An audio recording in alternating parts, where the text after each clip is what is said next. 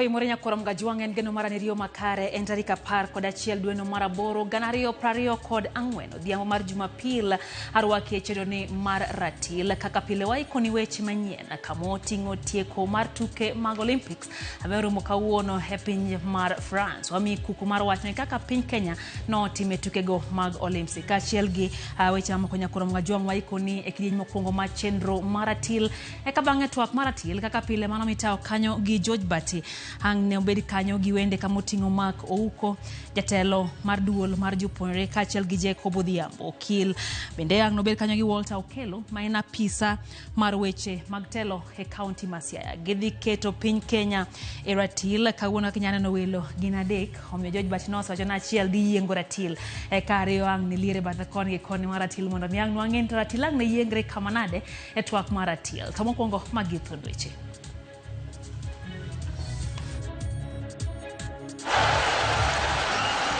Piny Kenya otike thuolo mokwongo e kind pinje mag Afrika kod namba 17 e piny mangima e tuke Olympics ma orumo ayanga odiochieng' ma kawuono.